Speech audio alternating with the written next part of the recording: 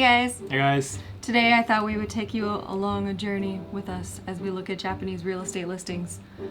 Just Yay. for fun, but also because we would really like to own a house Eventually, yes. one day. So we use a website called Sumo. This is not sponsored. I really hate that I feel like we have to say everything is not. Anytime we mention a brand, we have to be like it's not sponsored. If it was sponsored, we would tell you guys. If we were working with them in some way, we would tell you. Panasonic. Like our Panasonic video. No, they have no idea who we are. I think we'll start with Fukuoka, which is where we live. But also, I'm just kind of curious. I want to see what the most expensive houses in Tokyo look like. You can look at renting here, which is for mansion, which is not a mansion. It's like a condo, usually like a really high-rise building or apartments. Or you can also rent houses as well. But we're gonna look at buying used houses. Let's check all of the wards for Fukuoka city itself. I like to search from largest plot of land because I want a lot of space and privacy, and I want a yard, and I don't want to like reach out the window and touch the neighbor's house. I have a lot of wants, and we're not going to be able to get all of them. The largest plot of land they have for sale in Fukuoka city right now is only 1,600 meters squared, which is $1 million. And Wow. That's $1 million house. Here, I need to translate these numbers for Americans real quick. 1,689 square feet for the floor space in the house. And then the land is 17.5 thousand square feet for the land. This one is like very large for a plot in the city. That is huge. And it's $1 million house, plus land, I think. And it's because it has this fancy view. Wow. And it's like in the city-ish. Whoa. 40畳. For the living room, dining room, kitchen. すげえ. They don't show any indoor photos. All right, this one is less than 1,000 square meters of land. All of the rooms are tatami mat rooms. 全部畳か。畳. But A very classic traditional Japanese house. yeah, like the outdoor part is really nice. And I think if you've never been inside one of these houses, you look at it and you're like, that's beautiful. I would really love to live there. It seems amazing. It really does seem amazing, but again, like remember that all of these old houses like this are gonna have really, really poor insulation. And for an old house like this, it is 100% gonna have cockroaches like everywhere. Like in America, the thought of having cockroaches in your house is considered really bad, but it's just kind of a fact of life here.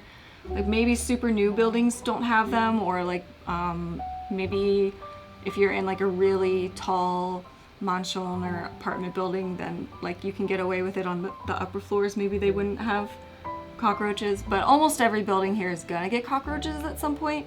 It's not because they're dirty. The cockroaches have just really adapted to life in Japan. Here's a $400,000 house.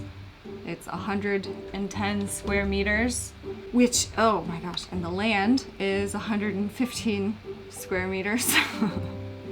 So not getting much in the way of a yard. 1,184 square feet for floor space.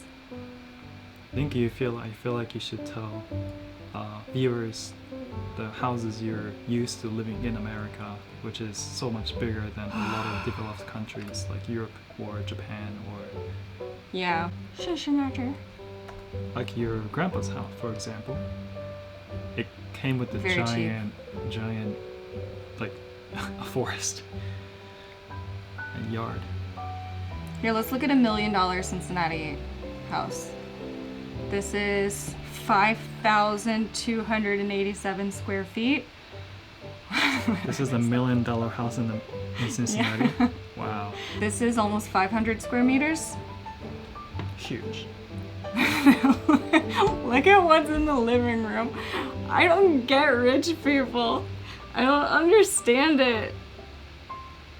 I certainly like how spacious and bright it is, though. But the art part. Oh, wow, that is like a classic. I don't fit rich people lifestyle. Does it? Oh, that's fancy. Look at that detail. What? This is like a little.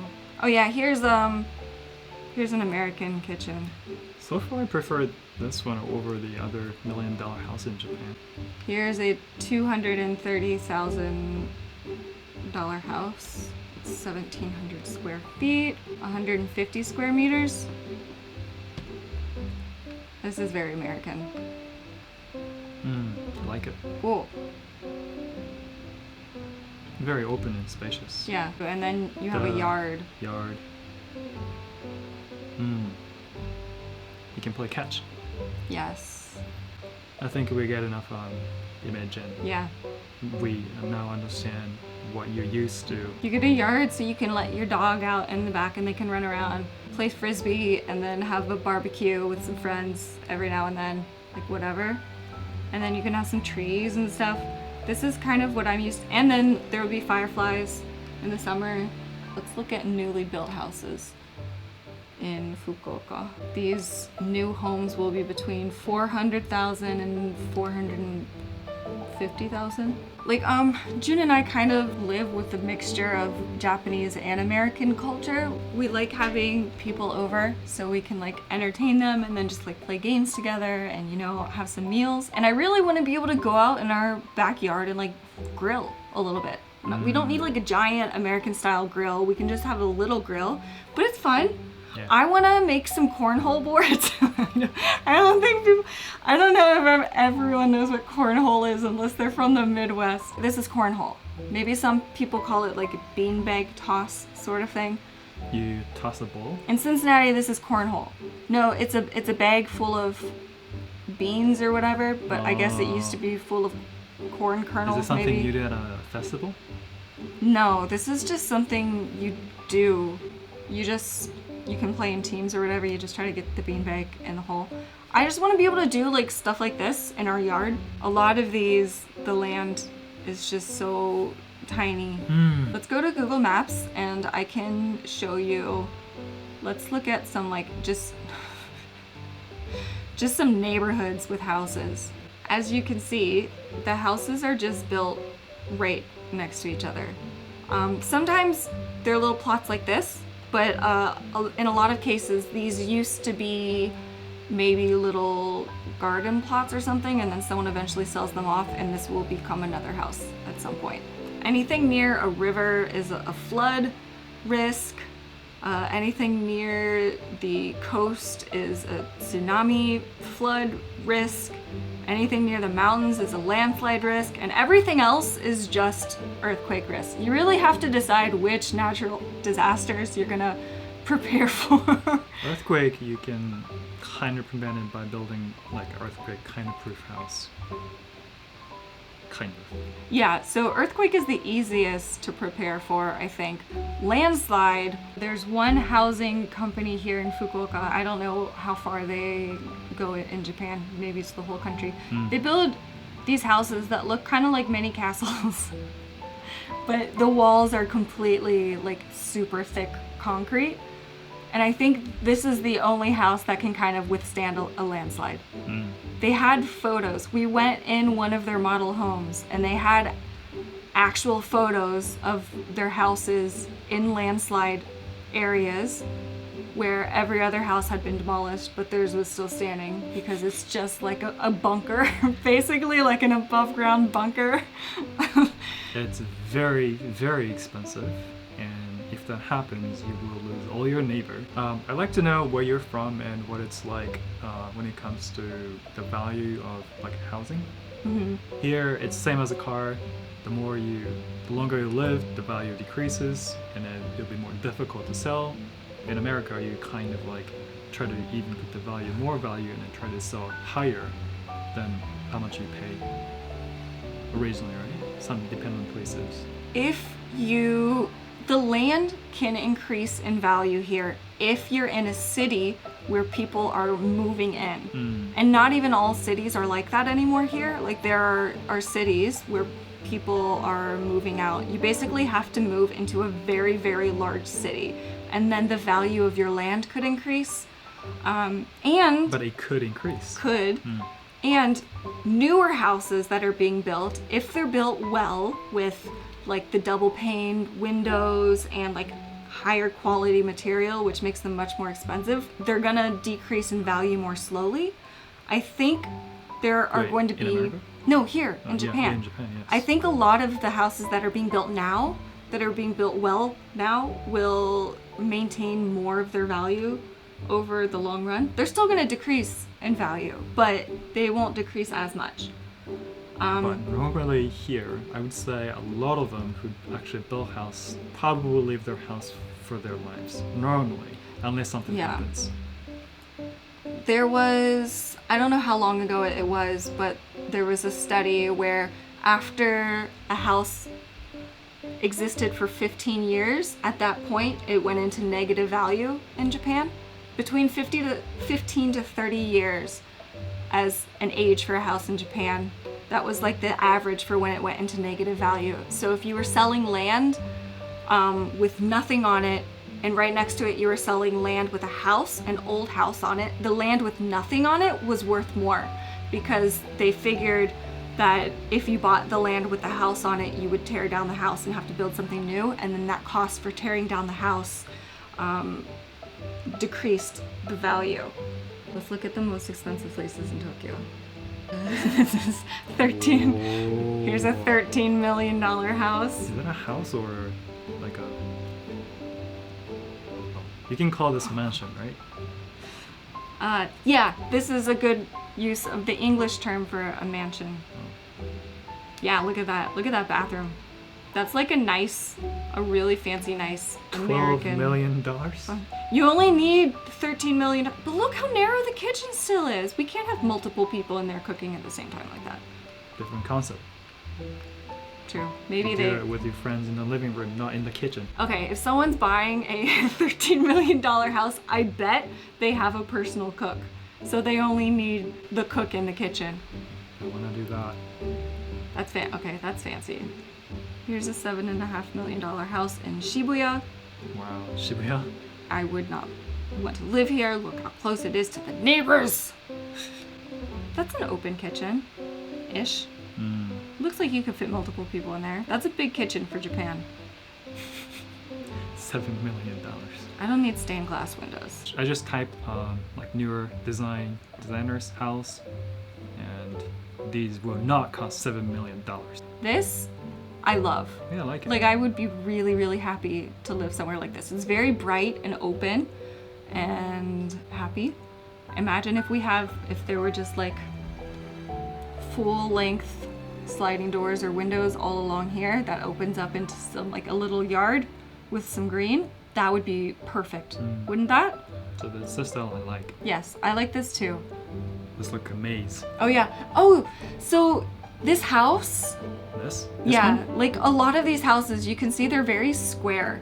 This is a very Japanese style of like designer, fashionable oshare houses. And when I first came to Japan, I like it. When I first came to Japan, I was kind of weirded out by it, but I think I've been exposed to it for so long that now I like them too. It looks really cool. No, I'm just saying it's interesting Yeah. how You're influenced. my perception of what looks good has changed. Oh, look at this one. Look how small those windows are. That's for living with a whole bunch of people around you so you can have more privacy. But I want big open doors so we can get a lot of light, like this. Yes. See? Where's that? I want to live there. Look at, they've got windows on 3 sides. I want to live there. What's that? This is a mansion. Where is it? I want to look at. They got a yard. They got trees. Where is it? This is the one that cost $7 million. No. Where is this? Is this even Japan? Should be. Where do they live in Japan that has this much grass? We do Absolute. have places. This is a rich person's rural getaway home. Besso. This is where a rich person goes in like the summer to have like a little summer vacation. Jun and I share Pinterest together. He created it and then we just like, we both log into it and sometimes pin stuff. These are like home. Oh, this is what I want to do. These are like our ideal home concept ideas. This is like the kind of house that would, as you can notice, most of these just have really big windows and a lot of plants. Open space, really big windows, lots of plants. I don't need a huge house, or we can't even afford, but I like space to be open Yeah. and look spacious. And check it out, a kitchen like this, we could definitely have 3 or 4 people cooking. Because when we have friends over, you have to, if we've got like 6 or 7 people here, you have to make a lot of food to feed that many people. So we'll have like 3 different people working on food. Like 2 people will be cutting food or whatever. 1 person will be on the stove doing stove stuff. So we need more room, like counter space. Like this. This is pretty. Isn't that beautiful? Yep. I would sacrifice my room or any other rooms to be small so that we can get nice spacious living room. Yeah, this is beautiful. Look at this. Can you imagine having a bathroom like this? Let's look at our cat house ideas. I like one. Yeah, I want to do this. I want to put... Click, click. Yeah. See, that's my idea. I want to have the carpet that like goes around the floor, and then in some spots it'll continue up the wall. So when the cats want to, they can just like dash along the carpet, like super run all out, and then just jump up. I also want to get Stick to the wall. a giant fig tree, not my cat tree, but like the fig tree in the house. Yes, that would be pretty cool. So that Maggie can hide and sleep in the tree. Or just wrap every post. Tell her? Yeah. Anyway, we'll see you guys later. Bye. Bye. See ya.